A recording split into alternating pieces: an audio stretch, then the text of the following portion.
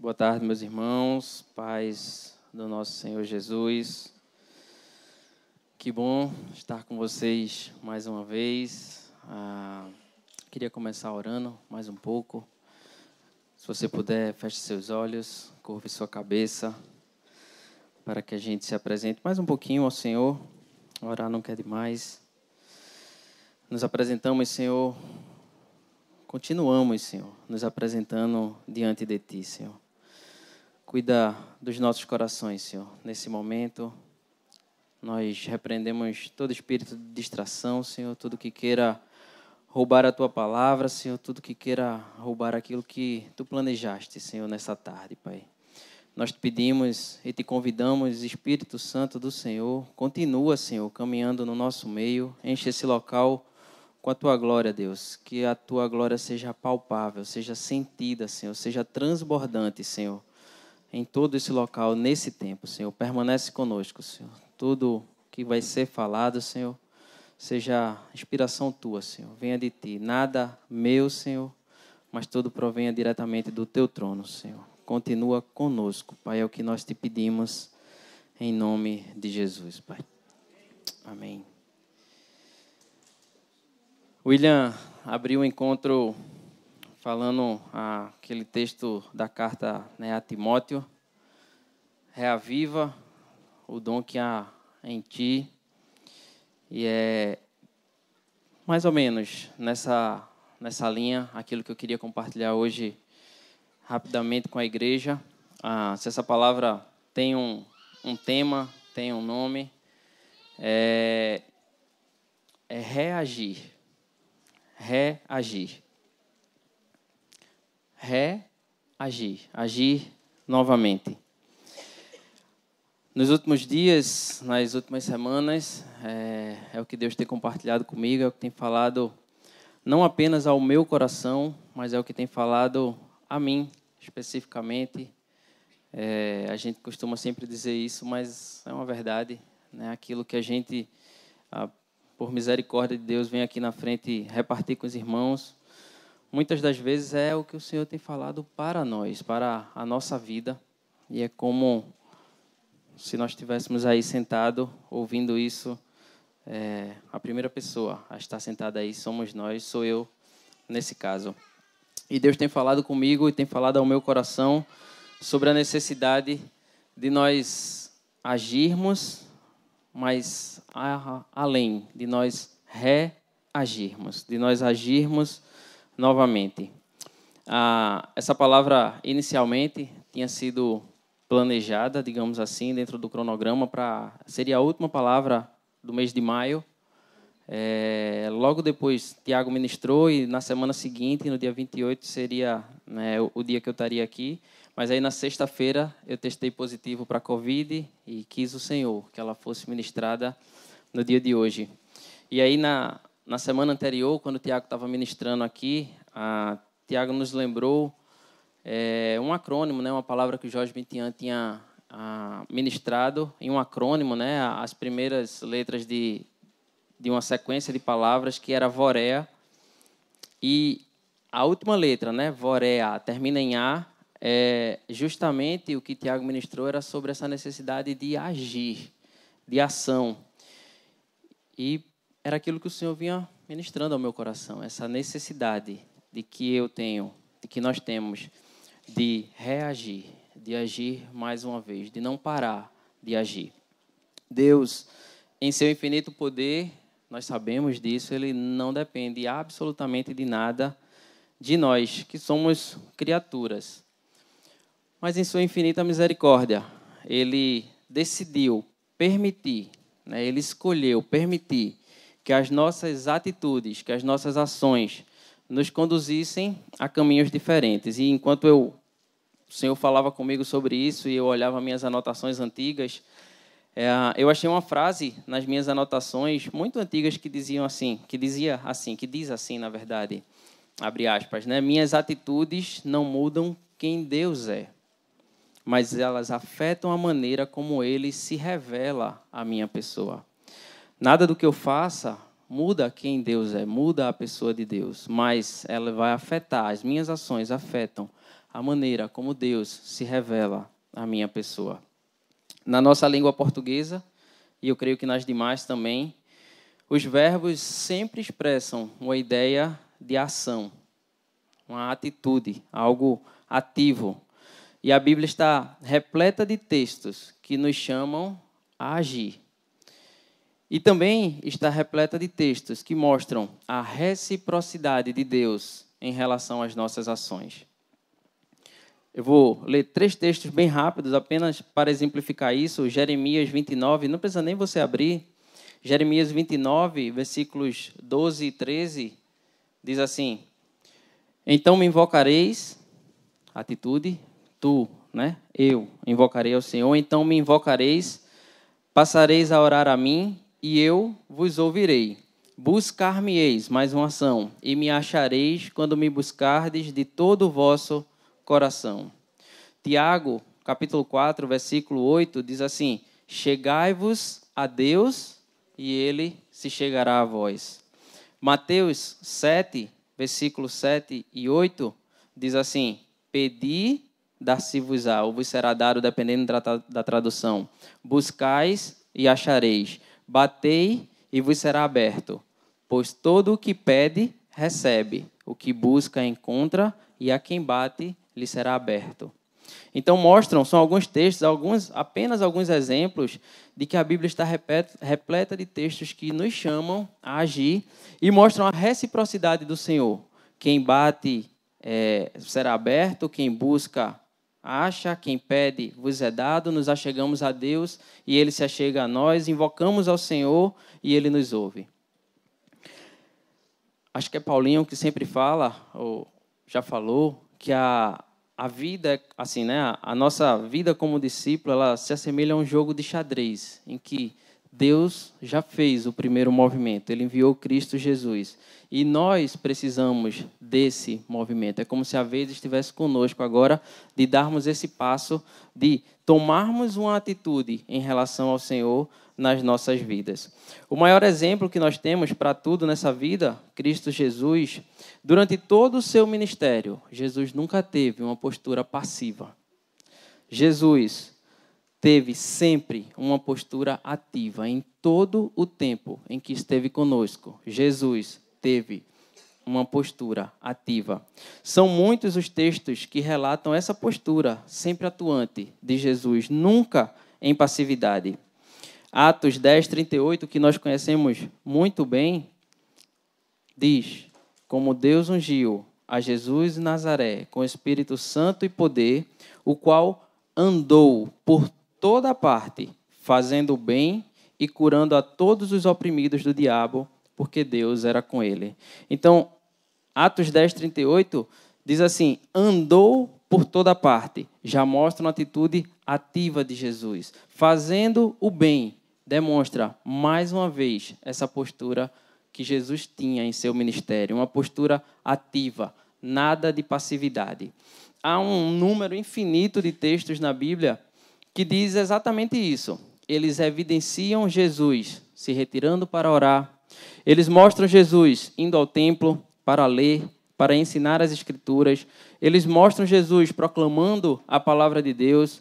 Eles mostram Jesus curando, expulsando demônios, reunindo multidões para ministrar a palavra e tantas outras ações de bem, como diz o texto de Atos. Jesus nunca teve um ministério passivo, ele era ativo em todo o tempo, curando, expulsando, ensinando, orando. Teve uma vida ativa em todo o tempo. E esses são apenas alguns registros que ficaram para que nós pudéssemos ler. Fernando lembrou há algumas semanas atrás o texto de João 21, 25, que nós conhecemos, que diz que tudo que Jesus fez não podia ser registrado, porque não haveriam livros suficientes para registrar tudo o que ele fez. Está lá em João 21, 25. Há, porém, ainda muitas outras coisas que Jesus fez. Se todas elas fossem relatadas uma por uma, creio eu que nem no mundo inteiro caberiam os livros que seriam escritos. Mostra uma atitude do coração de Jesus, uma atitude sempre ativa, sempre fazendo a vontade, exercendo, agindo ativo, com ação, nunca em passividade. Mas, às vezes, em nós não conseguimos manter essa atividade, assim como Jesus manteve durante todo o tempo. Às vezes, em nós podemos dar uma diminuída no nosso ritmo. Aquele termo que todos nós já ouvimos falar, né? Deu uma esfriada, diminuiu um pouco o ritmo, caiu um pouco, já não anda naquela atividade em que andou outrora. E eu estou falando de homens e mulheres convertidos, homens e mulheres discípulos, homens e mulheres que conhecem ao Senhor, homens e mulheres que são usados e têm experiência com Deus. Não estou falando de, porque é um novo convertido, porque não era uma pessoa de muita intimidade com o Senhor. Ainda assim, homens e mulheres convertidos, discípulos e usados verdadeiramente pelo Senhor, podem passar por um momento de dificuldade, um momento de, como a gente diz, né, de uma esfriada. Mas essa não pode ser a tônica da nossa vida. Essa não pode ser aquele tom da nossa vida que é o rumo da nossa vida, esse momento que a gente pode passar. Deus espera de nós uma reação quando nós nos encontramos nessa situação. E é sobre isso que o Senhor tem me falado esses dias e que eu queria falar um pouquinho com vocês. Um dos profetas, entre aspas, assim, mais famosos do Antigo Testamento, Elias, tem um momento muito singular na sua trajetória e que fala muito comigo, e você com certeza já deve conhecer a história de Elias, e hoje eu queria rapidamente passar com vocês, mostrando que todos nós estamos sujeitos a passar por algum momento de dificuldade, mas nele nós não podemos permanecer, não é lá o nosso lugar. Elias aparece na narrativa bíblica dentro de um momento muito importante da história do Reino do Norte, né? Já havia sido a divisão. Nós conhecemos a história, o Reino do Norte e o Reino do Sul. O Reino do Norte era o Reino de Israel. E nos dias de Elias reinava um rei chamado Acabe, no Reino do Norte. Acabe, após se tornar rei, ele casou-se com Jezabel. Nós conhecemos essa história. E Jezabel, ela era a princesa dos Sidônios e era uma adoradora de Baal. Então, o texto de 1 Reis 16... 1 Reis, capítulo 16, versículo 31 e 32, diz assim, na minha versão, NAA, como se fora coisa de somenos andar ele nos pecados de Jeroboão, filho de Nebate, tomou por mulher a Jezabel, filha de Etbaal, rei dos Sidônios, e foi e serviu a Baal, e o adorou. Levantou um altar a Baal na casa de Baal que edificara em Samaria. Só uma correção. É porque eu li NAA ali, eu falei NAA, a minha versão é ARA, tá, gente? Só essa correção. Então, diz assim, com outras palavras, nas minhas palavras, diz que Acabe achou pouco andar nos pecados de Jeroboão, lá um antecessor, um dos primeiros reis lá após a divisão. Diz que ele achou pouco, andar apenas nos pecados de Jeroboão era pouco, e ele foi além. Ele casou-se com uma mulher de um povo estranho e foi além ainda mais. Além de se casar com uma mulher de um povo estranho, ela era adoradora de um deus estranho. E ele, nos dias de Acabe, não apenas serviram a Baal, como em Samaria, na capital do Reino do Norte, eles edificaram uma casa e dentro dessa casa um altar a Baal. Serviço completo. Fizeram a casa, fizeram um altar e adoraram a Baal. E é importante lembrar que nós estamos falando do contexto do povo de Israel, que cerca de 100 anos antes, apenas 100 anos antes, era governado, né? Tinha Davi como seu rei.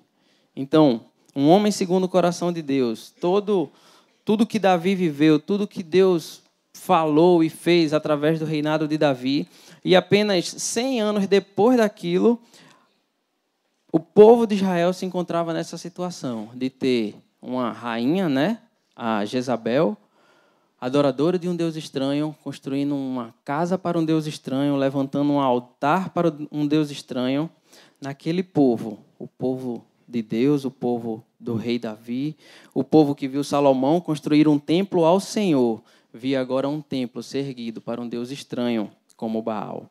Estava levantando adorações a deuses estranhos. E aí, não que a adoração a Baal fosse uma novidade no povo de Israel, não era, mas dizem os historiadores, os nossos irmãos que pesquisam, entendem e buscam esses fatos históricos, de que a adoração a Baal durante o reinado de Acabe, ela alcançou o seu ápice. Foi o pior momento em relação a essa adoração a deuses estranhos no meio do povo de Israel. Já que Jezabel era uma adoradora e agora como rainha, praticamente a adoração a Baal era uma regra para aquela nação, porque ela tinha agora um local, um templo e uma rainha que fazia isso. Então, nesse contexto, Deus chama Elias. O texto de 1 Reis, no capítulo 17, inicia já assim, trazendo um relato das palavras de Elias para o rei Acabe, anunciando uma terrível seca, com duração de alguns anos, como o William nos lembrou aqui.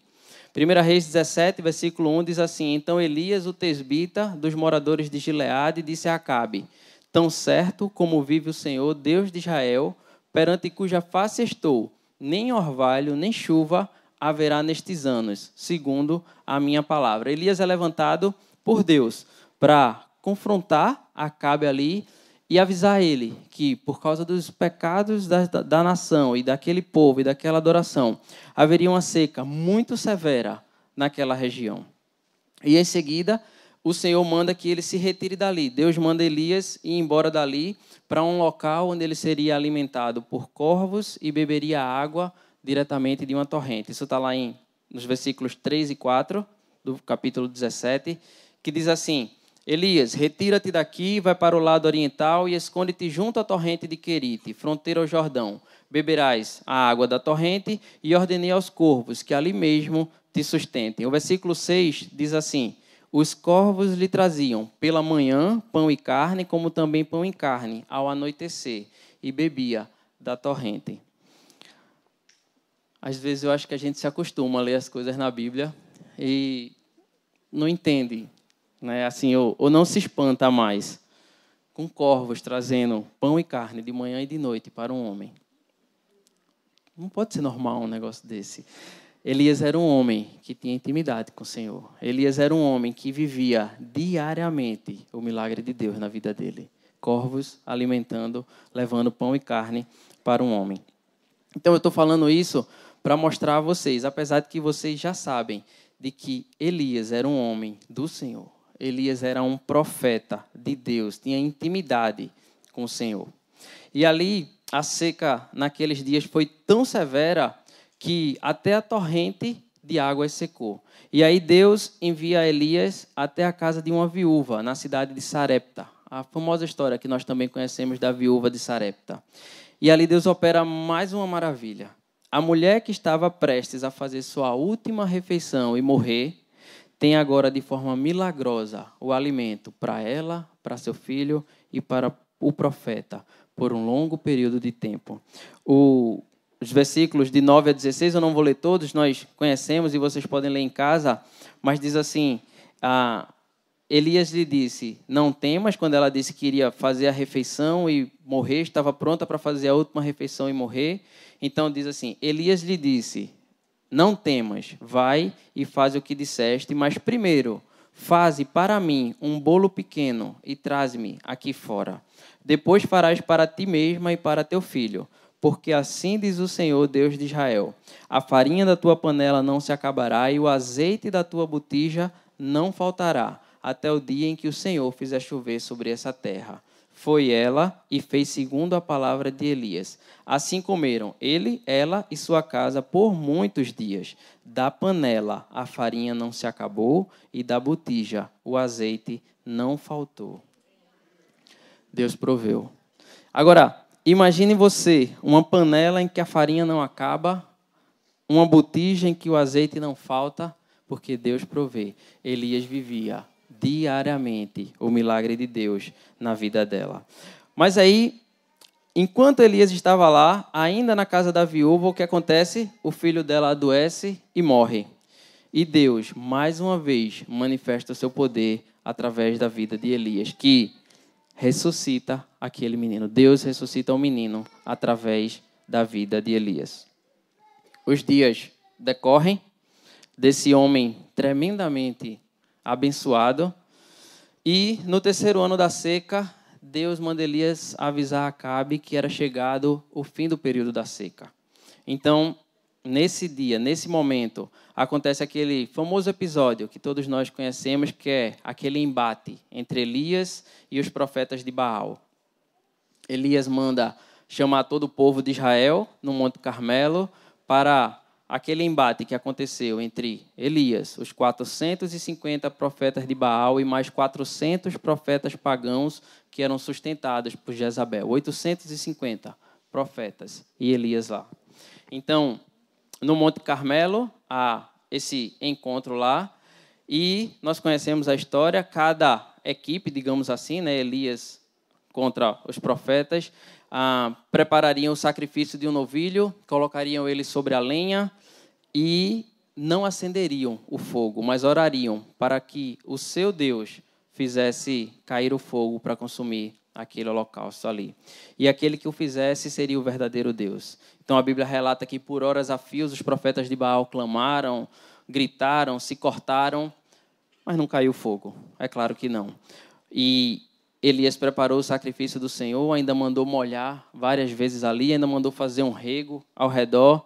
E Elias ora e Deus manda fogo do céu. 1 Reis 18, 38. Diz assim: então caiu o fogo do Senhor e consumiu o holocausto, e a lenha, e as pedras, e a terra, e ainda lambeu a água que estava no rego, porque era o fogo do Deus verdadeiro. Então, por que eu estou relembrando tudo isso a todos nós? Elias era um homem do Senhor. Não havia dúvidas de que Elias era um discípulo do Senhor. E ali a seca acaba, como o Senhor tinha anunciado, e ali volta a chover, aquela passagem, né, que Elias ora e eu vejo uma nuvem. E o que acontece na sequência é que, após esses fatos, Acabe conta a Jezabel tudo o que aconteceu lá no Monte Carmelo. E Jezabel manda mensageiros a Elias, dizendo que iria matá-lo. 1 Reis 19.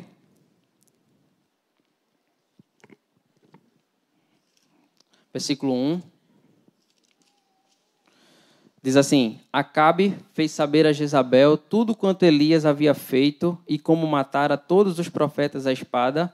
Então Jezabel mandou um mensageiro a Elias, a dizer-lhe: façam-me os deuses como lhes aprouver, se amanhã, a estas horas, não fizer eu a tua vida como fizeste a cada um deles. Jezabel faz uma ameaça à vida de Elias. Jezabel não, ela manda mensageiros com essa ameaça à vida de Elias. E aí, nessa hora, meus irmãos, aquele homem cheio de Deus, aquele homem que vivia diariamente o milagre do poder de Deus, aquele homem que era um amigo do Senhor, se amedronta e foge para o deserto. O texto de 1 Reis 19, versículos 3 e 4, diz assim: temendo, pois, Elias levantou-se e, para salvar a sua vida, se foi. E chegou até Berseba, que pertence a Judá, e ali deixou o seu moço, o seu escudeiro. Ele mesmo, porém, se foi ao deserto, caminho de um dia, e veio e se assentou debaixo de um zimbro, e pediu para si a morte, e disse: basta, toma agora, ó Senhor, a minha vida, pois não sou melhor do que meus pais. O homem que há pouco tempo havia enfrentado 850 profetas, que viu a manifestação do fogo de Deus descendo e consumindo aquele holocausto, por causa de uma mensagem que Jezabel manda para ele, agora enche o seu coração de medo e decide fugir daquele local. Versículos 5 do capítulo 19 ainda, diz assim: deitou-se e dormiu debaixo do zimbro. Eis que um anjo o tocou e lhe disse: levanta-te e come. Olhou ele e viu junto à cabeceira um pão cozido sobre pedras em brasa e uma botija de água. Comeu, bebeu e tornou a dormir. Eu pintei na minha cola aqui a palavra dormiu, que se repete 2 vezes. Dormiu, Elias dormiu, Elias dormiu. Voltou segunda vez o anjo do Senhor, tocou e lhe disse, levanta-te e come, porque o caminho te será sobremodo longo. Levantou-se, pois, comeu e bebeu, e com a força daquela comida caminhou 40 dias e 40 noites, até Horebe, o monte de Deus. Ali entrou Elias numa caverna, onde passou a noite. Repito, o homem que vivia o milagre de Deus todos os dias, temeu a mensagem de Jezabel, fugiu, pediu a morte, toma, Senhor, basta, toma agora, Senhor, a minha vida. Dormiu 2 vezes. Por que eu destaquei a palavra dormiu? Não sei você, mas quando às vezes bate aquela esfriada, aquele desânimo, a gente quer dormir o tempo inteiro. A gente quer entrar num quarto escuro e quer dormir, quer fechar os olhos e quer dormir. Quero dormir, só quero dormir. E depois de andar 40 dias e chegar até o Monte Horebe, ele entra numa caverna. Elias vai, foge e entra numa caverna. Existe um pastor, William gosta muito dele, sempre fala, César Coneglian, que ele tem algumas ministrações que falam sobre esse episódio da vida de Elias que eu estou compartilhando com vocês aqui, e ele diz que Elias entrou numa crise. Alguns autores sugerem que Elias realmente estava numa crise, até numa depressão.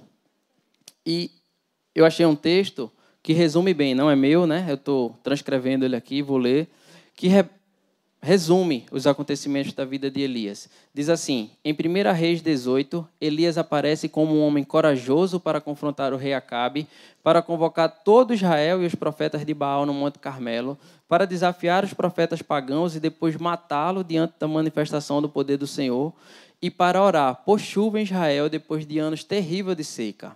Por fim, sob a capacitação do Senhor, ele ainda correu quase 40 quilômetros do Monte Carmelo até Jezreel. Mas eis que agora, diante de uma ameaça, Elias foge e percorre 400 quilômetros até chegar no Monte Horebe, que, por curiosidade, é o Monte Sião, e se esconde numa caverna. Qualquer coisa que eu diga aqui sobre a situação de Elias vai ser suposição, né? Não está escrito na Bíblia.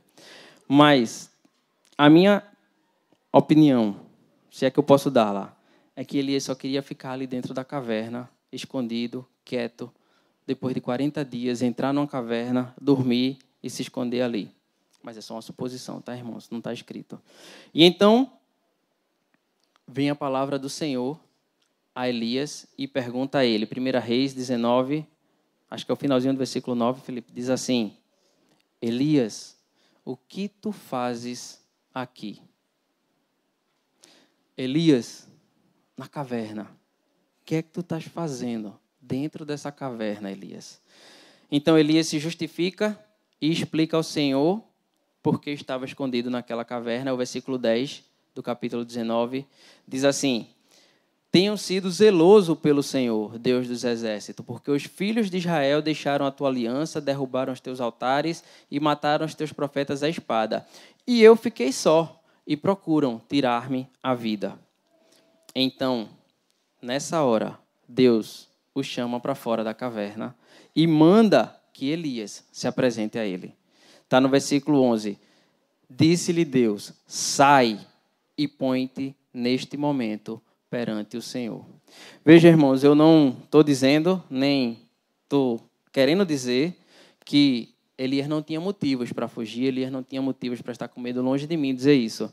Mas vejam que um homem que tinha enfrentado 850 profetas por causa de uma ameaça, foge da presença dali, de Jezabel, de Acabe, e sai corrido. Eu não estou dizendo que ele não tinha motivos, tá, irmãos? Eu estou dizendo que era um homem que conhecia o poder do Senhor, era um homem de intimidade com o Senhor, era um homem que tinha visto Deus manifestar o seu poder de feitos maravilhosos através da vida dele. Era um homem que tinha encarado outros 850 homens. E, de repente, Elias foge e se encontra dentro de uma caverna. E Deus, outra vez, pergunta a mesma coisa. E nós já aprendemos que uma repetição na Bíblia, ela significa urgência ou importância. Então, Deus pergunta novamente: Elias, o que tu estás fazendo nessa caverna? Eu estou parafraseando, né? A tradução diz assim: que fazes aqui, Elias? E em sua resposta, Elias se justifica novamente e responde as duas perguntas da mesma maneira. Só que da segunda vez ele ainda acrescenta um em extremo. Ele responde exatamente a mesma coisa, só que com um em extremo. Ele diz assim, versículo 14, está aí já, né? Ele respondeu: tenho sido em extremo zeloso pelo Senhor, Deus dos exércitos, porque os filhos de Israel deixaram a tua aliança, derrubaram os teus altares e mataram os teus profetas à espada, e eu fiquei só e procuram tirar minha vida. 2 vezes Deus pergunta a Elias: Elias, o que tu fazes aqui nessa caverna? E Elias se justifica por 2 vezes.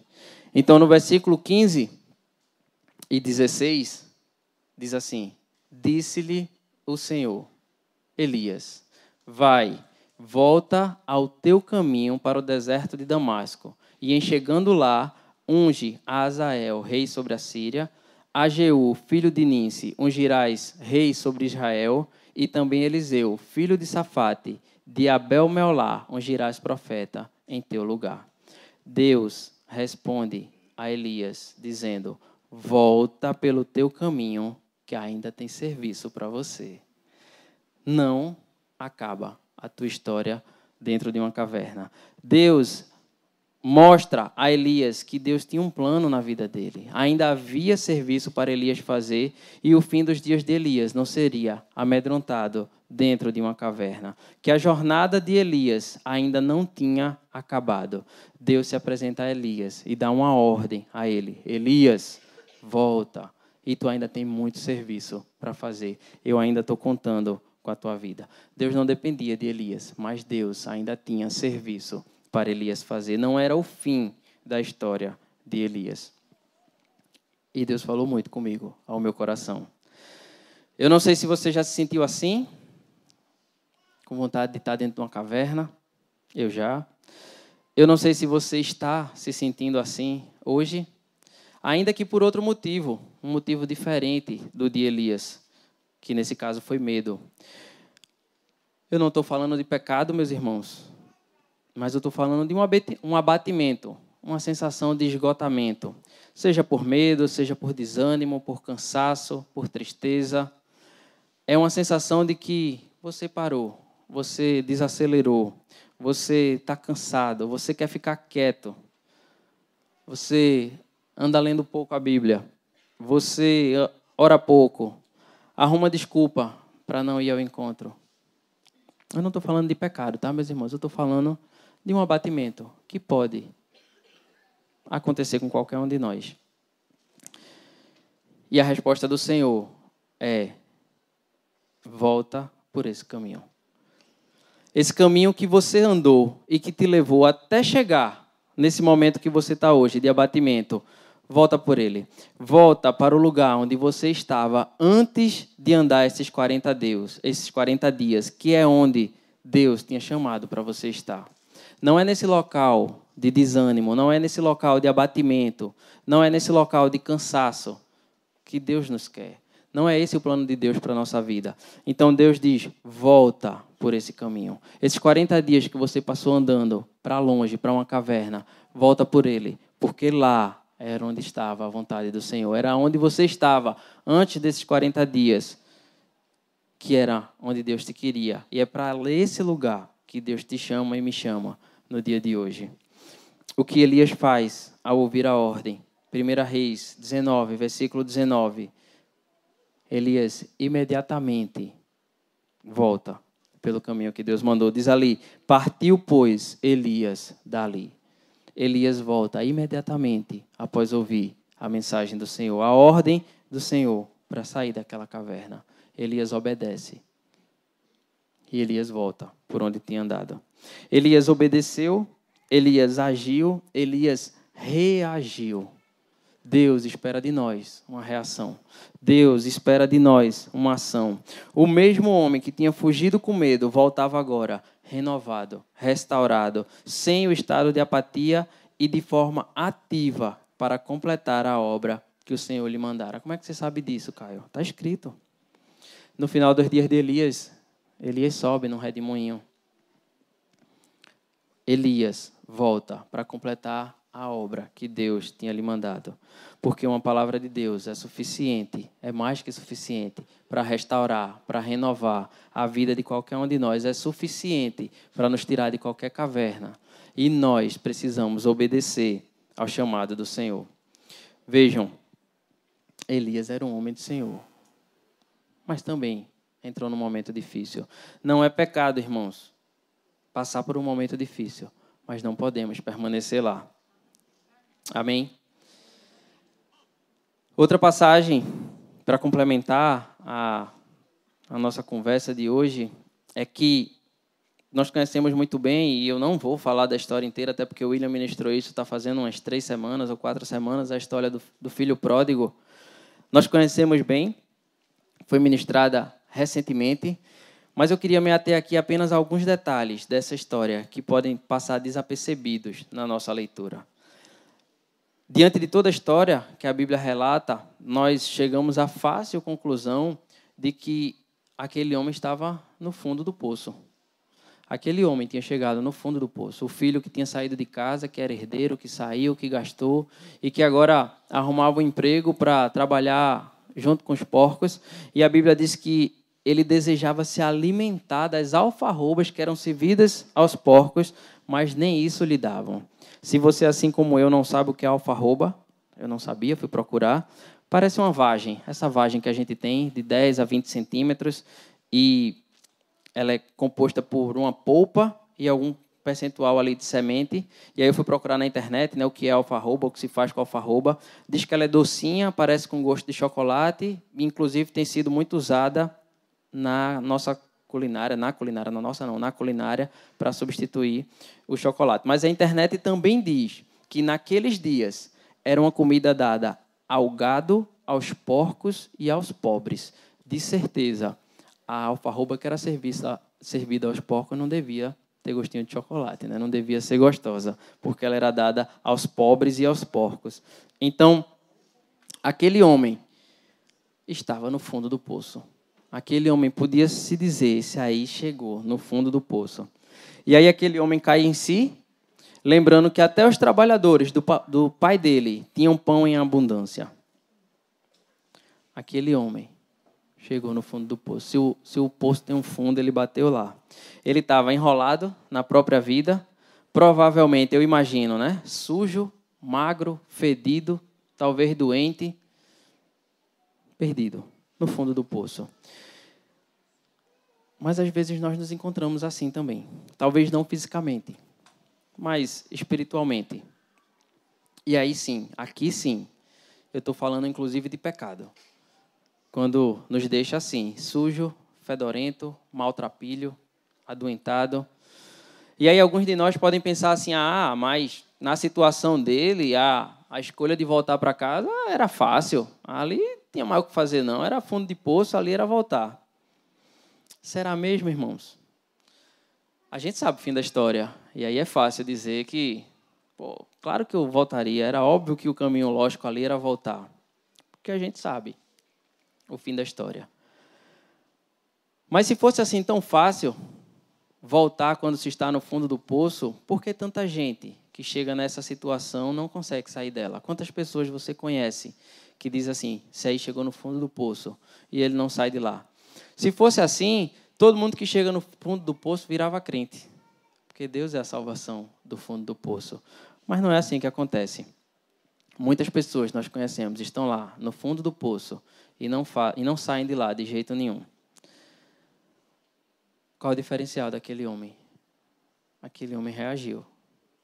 Ali, naquela situação, ele reagiu. Ele não se entregou à situação, por pior que pudesse parecer. Lucas 15, versículo 18 e 19, diz assim, levantar-me-ei e irei ter com meu pai. E lhe direi, pai, pequei contra o céu e diante de ti, já não sou digno de ser chamado teu filho. Trata-me como um dos teus trabalhadores. Aquele homem tomou uma atitude, ele decidiu sair daquela situação. E vejam, irmãos, ainda que seja uma parábola essa história, a atitude de voltar não era fácil. Não era fácil decidir voltar ali. Aquele homem tinha pedido sua parte da herança, feito o William nos lembrou, ou seja, ele tinha declarado que o seu pai tinha morrido. Ao pedir a herança, ele declarou que o pai dele tinha morrido. Aquele homem precisaria se humilhar diante do pai. Aquele homem, caso fosse aceito no seu pedido, porque não havia garantia nenhuma que ele seria aceito como um trabalhador do seu pai, ainda que fosse aceito, ele seria para sempre um empregado daquele local onde ele era herdeiro. O dono de todas as coisas se tornaria agora um empregado para servir o pai, o irmão e todo mundo que morasse naquela casa. Ele seria empregado onde ele deveria ser herdeiro. Mas ele tomou a atitude de voltar.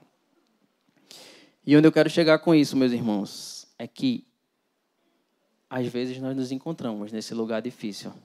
Seja na caverna, como na história de Elias, ou seja no que parece ser o fundo do poço, como nós acabamos de ver. E nessa hora, nós precisamos reagir. Deus nos chama para reagir. O fundo do poço, a caverna, não são o nosso lugar. Nós precisamos nos mover. Nós precisamos reagir. Precisamos tomar uma atitude de nos entregarmos ao Senhor mais uma vez. Elias poderia ter terminado seus dias ali naquela caverna? Poderia. O filho pródigo poderia ter vivido ali com os porcos até o fim dos seus dias? Poderia. Algumas pessoas, nós conhecemos, vivem até o fim dos seus dias nos piores locais, nas piores decisões. Mas eles decidiram reagir. E você? E eu? O que nós estamos fazendo? A Bíblia é repleta de histórias de homens e mulheres que eram ativos e não de pessoas passivas. Passividade não combina com o discípulo do Senhor. Eu sei que muitas vezes a gente perde a vontade de orar, às vezes a gente perde a vontade de ler a Bíblia, de estar em comunhão, e nessas horas é mais fácil, ou parece ser mais fácil se entregar. Nessa hora é mais fácil assistir televisão do que ler a Bíblia. É mais fácil ficar em casa do que ir para a igreja, estar com os irmãos. É mais fácil assistir uma série do que uma ministração da palavra. É mais fácil dormir, dá vontade de dormir. A gente até torce para que chova, para não ter que sair de casa e arrumar uma desculpa. Não, mas está chovendo muito forte hoje. O ônibus está cheio, a chuva está forte, não tem salinha para o meu filho. Mas é nessas horas em que a gente precisa reagir. É nessas horas em que, contra toda dificuldade, é nessas horas em que, contra toda falta de vontade, contra toda apatia, nós precisamos reagir. Não na nossa força, mas na força do Senhor, que está de braços abertos, que está nos esperando e nos chamando de volta. Vejam que, se você já passou por essa situação, o chamado de Deus, ele nunca é um chamado acusador, mas é um chamado de um pai que está esperando o filho reagir. Deus não vai, eu imagino, ele pode, mas ele não vai ir lá e te arrancar da caverna. Ele não vai lá e te arrancar da vida com os porcos. Mas ele está do lado de fora, te esperando, como o pai do filho pródigo que ficou lá, te esperando uma volta, esperando uma reação. O William começou ministrando hoje sobre reaviva o dom que há em ti. E a palavra que o Senhor tem me dito e tem me dado nesses dias é: nós precisamos reagir. Se você está passando por uma situação como essa, você precisa reagir. E Deus não te acusa, Deus não aponta o dedo, Deus não coloca um peso, um fardo sobre a tua vida. Mas Ele te chama como um pai amoroso, que diz: vem, filho, sai daí desse lugar. Isso aí não é o que eu planejei para você. Viver com porcos quando teu pai é o dono de todas as coisas. Somos herdeiros, irmãos de Cristo Jesus. Última história, para a gente terminar. E aí eu não vou dizer que ir para a prisão, no caso de Paulo, era o fundo do poço. Porque alguém que passou por tudo que Paulo passou, não sei nem se aquele poço tinha fundo, porque passou em muita coisa, passou por muita coisa. Mas o texto de Atos, capítulo 16, versículo 16, até o 25, uma leitura um pouquinho grande, mas é a última, estamos acabando. Diz assim: Aconteceu que, indo nós, né, isso é Paulo falando, para o lugar de oração, nos saiu ao encontro uma jovem possessa de espírito adivinhador, a qual, adivinhando, dava grande lucro aos seus senhores. Seguindo a Paulo e a nós, clamava, dizendo: estes homens são servos do Deus Altíssimo e vos anunciam o caminho da salvação. Isto se repetia por muitos dias. Então Paulo, já indignado, voltando-se, disse ao espírito: em nome de Jesus Cristo, eu te mando, retira-te dela. E ele, na mesma hora, saiu. Vendo os seus senhores que se lhe desfizera a esperança do lucro, ou seja, ela não ia dar mais lucro fazendo adivinhações, agarrando Paulo e Silas, os arrastaram para a praça, à presença das autoridades, e levando-o aos pretores, disseram: estes homens, sendo judeus, perturbam a nossa cidade, propagando costumes que não podemos receber nem praticar, porque nós somos romanos. E aí diz assim: levantou-se a multidão, unida contra eles, e os pretores, rasgando-lhes as vestes, mandaram açoitá-los com varas. E depois de lhes darem muitos açoites, os lançaram no cárcere, ordenando ao carcereiro que os guardasse com toda a segurança. Este, recebendo tal ordem, levou-os para o cárcere interior e ainda, acrescento eu, lhes prendeu os pés no tronco. O texto diz: Paulo e Silas, no nosso português aqui, levaram uma surra. Levaram uma surra. Uma coça.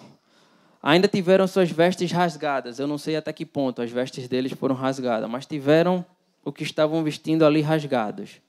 E foram colocados no cárcere. E achando pouco, ainda tiveram os pés presos no tronco. Eu não sei você, mas eu podia ter desistido ali. Eu podia ter dito: acho que deu, né? Acho que é o fim, né? Apanhei, tô nu, sei lá se ficou nu, né? Mas assim, tô pelado, ainda tô preso, ainda com os pés presos. A gente podia desistir aqui. Mas nós conhecemos o final da história. E aqui está a dica, o segredo, a revelação do Senhor. A menos que Deus já tivesse revelado o que ele ia fazer ali, não está escrito nas Escrituras, se Paulo e Silas já tinham revelado ali, se já tinha sido revelado a eles o que Deus iria fazer, não sei. Mas a menos que eles tivessem, independente da situação, Paulo e Silas, por volta de meia-noite, diz o texto, Paulo e Silas oravam e cantavam louvores a Deus. Depois de ter levado uma surra, ficado sem roupa, preso no cárcere, com os pés amarrados, Paulo e Silas oravam e cantavam louvores a Deus. E o fim da história nós conhecemos, né? Deus faz um terremoto ali e eles são soltos e são libertos. Mas me chama a atenção de que Paulo e Silas oravam e cantavam louvores diante de toda a dificuldade que estavam passando. E Deus se moveu quando eles oravam e cantavam louvores. Eu não vou dizer a você, porque você já sabe. Orar, louvar, estar em comunhão, ler a palavra, são os pilares, os fundamentos da nossa vida com Cristo. Orar, louvar, ler a palavra, estar em comunhão, são os fundamentos. Eis aí o segredo, que não é segredo, já foi revelado. Meu irmão, Deus te chama a reagir. A nossa reação começa por ir contra toda a apatia. Ou, apesar dela, orar, louvar, ler a palavra, estar em comunhão. Se você está passando por uma situação assim, se você precisa ter reavivado o dom de Deus na tua vida, não espere a vontade vir, porque pode ser que ela não venha. Não espere a tua carne querer voltar. Provavelmente ela não vai querer. Mas nós precisamos romper com a inércia. O William falou já isso hoje. Nós precisamos romper com a inércia. Mesmo abatido, ou ainda que abatidos, ainda que apáticos. Ore, louve, leia a palavra, esteja em comunhão com seus irmãos. A carne não vai querer, mas é preciso reagir. Deus nos chama para reagirmos. Eu não sei qual a situação, eu não sei qual o motivo, eu não sei o que pode ter acontecido para nos deixar ou te deixar nessa situação, mas há um caminho de volta para sair desse lugar. Há um caminho em que é muito melhor andar por ele. Cadê Pedrinho? Há um caminho de retorno. Há um caminho de volta. Eu queria terminar com Hebreus 10, 36 a 39. Diz assim: com efeito, tendes necessidade de perseverança, para que, havendo feito a vontade de Deus, alcanceis a promessa, porque ainda dentro de pouco tempo, aquele que vem, virá. Aleluia! E não tardará. Todavia, o meu justo viverá pela fé. Se retroceder nele, não se compraz a minha alma. Nós, diga assim, eu, porém, não sou dos que retrocedem para a perdição, porque nós somos, entretanto, da fé para a conservação das nossas almas. Deus abençoe, meus irmãos. Amém.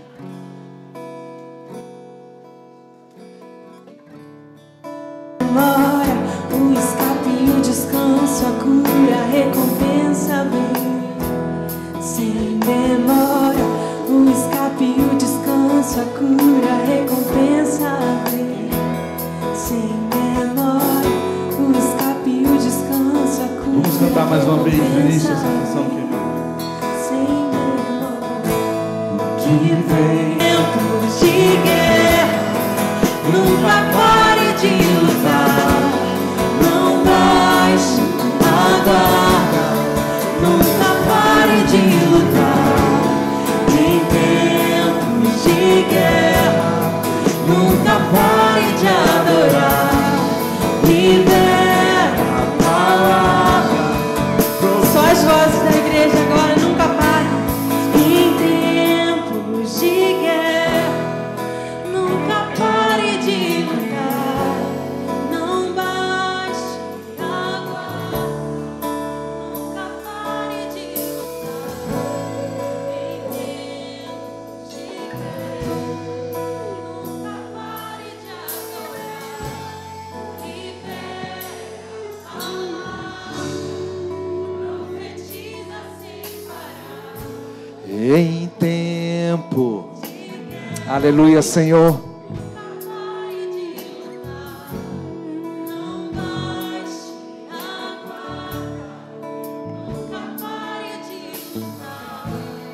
Em tempo de guerra, nunca pare de adorar.